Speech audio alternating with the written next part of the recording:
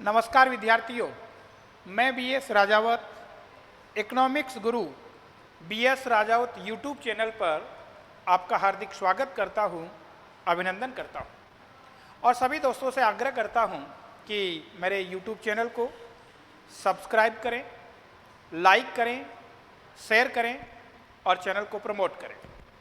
दोस्तों, मैं छोटे छोटे वीडियोज़ हैं, वो जूनियर अकाउंटेंट हैं, एएसओ हैं, आरएस हैं, पीएसआई है, इन सब के लिए मैं डालता रहूँगा। तो कल जो पिछला मैंने वीडियो डाला था वो जीएसटी का डाला था।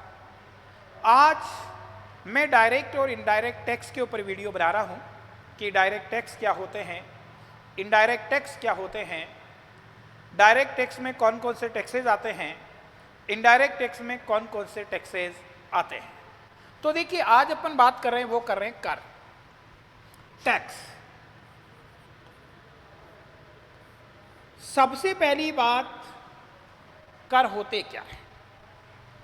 कर सरकार की आय प्राप्ति का सबसे बड़ा स्रोत है। कर सरकार की प्राप्ति का सबसे बड़ा स्रोत है। कर सरकार की इनकम का सबसे बड़ा स्रोत होता है। कर सरकार के द्वारा आरोपित किए जाते हैं, जिनका भुगतान करना व्यक्ति और संस्था के लिए अनिवार्य होता है। तो कर क्या है?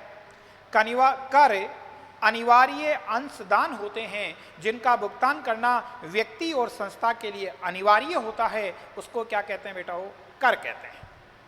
तो पहले तो अपन कर की बात करें तो कर कितने प्रकार के होते हैं? कर होते हैं मेरे दोस्तों दो प्रकार के। कर दो प्रकार के होते हैं। एक तो होते हैं प्रत्यक्ष कर, जिनको अपन कहते हैं डायरेक्ट टैक्स, और एक होते हैं अप्रत्यक्ष कर, जिनको कहते हैं इनडायरेक्ट टैक्स। प्रत्यक्ष कर क्या होते हैं? प्रत्यक्ष कर ऐसे कर होते हैं जो या तो किसी व्यक्ति पर या किसी संस्था पर, ऐसे कर जो या तो किसी व्यक्ति पर लगाए जाते हैं या किसी संस्था पर लगाए जाते हैं, उनको प्रत्यक्ष कर कहा जाता है। जबकि अप्रत्यक्ष कर ऐसे कर होते हैं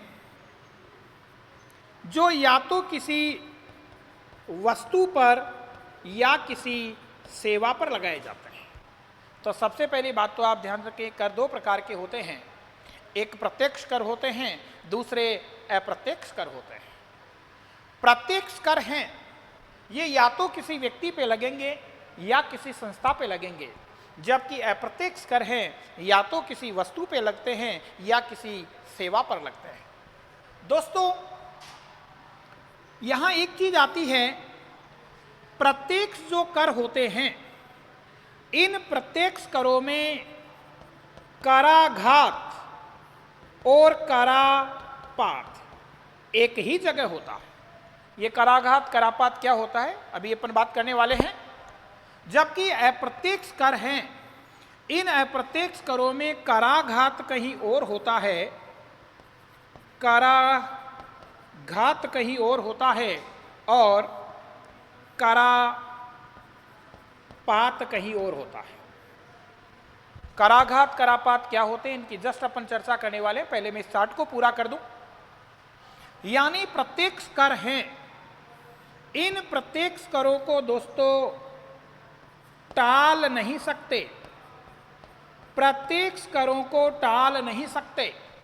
जबकि अप्रत्यक्ष जो कर होते हैं, इन अप्रत्यक्ष करों को टाला जा सकता है, टाला जा सकता है। कैसे टाला जा सकता है, इसकी चर्चा करेंगे। पहले मैं उदाहरण लिख दूं कि कौन कौन से कर है वो प्रत्यक्ष करों में आते हैं। तो बेटा जी, आयकर है, निगम कर है, संपत्ति कर है, धन पे वार्षिक कर है, धन पर वार्षिक कर हैं, वे कर हैं, उपहार कर हैं, उपहार कर है। ये तो कौन से करों के उदाहरण हैं? ये प्रत्यक्ष करों के उदाहरण हैं। अप्रत्यक्ष करों में कौन कौन से कर आते हैं? अप्रत्यक्ष करों में सीमा शुल्क आता है, जिसको अपन कस्टम ड्यूटी भी कहते हैं। इसी में आपका उत्पादन कर आता है, इसी में उत्पादन कर आता है।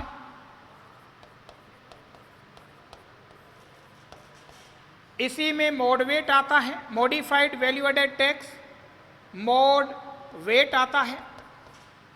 इसी में सेनवेट आता है, सेंट्रल वैल्यू एडेड टैक्स आता है। इसी में सेवा कर आता है, सर्विस टैक्स आता है। इसी में बिक्री कर आता है, सेल टैक्स आता है।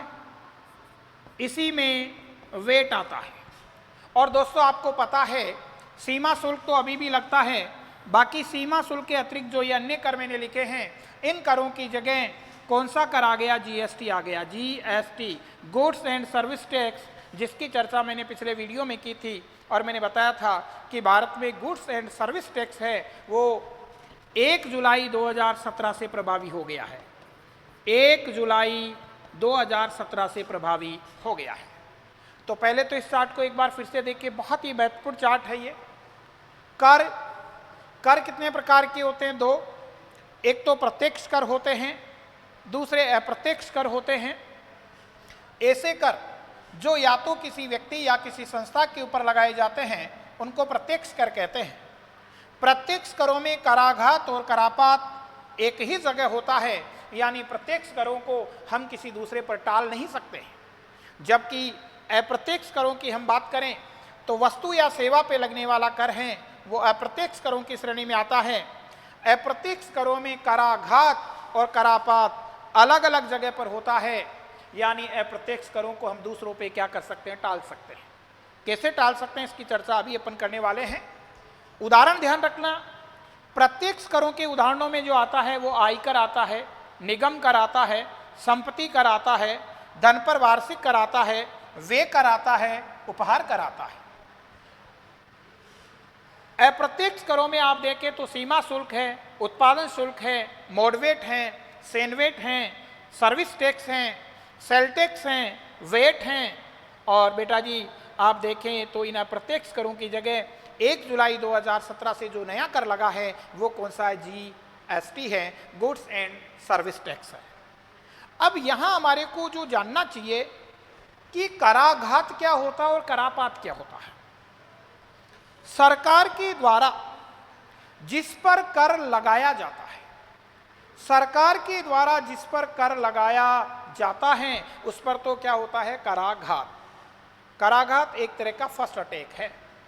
जिसके ऊपर सरकार ने कर आरोपित किया, कर लगाया, उस पर तो क्या होता है? कराघात।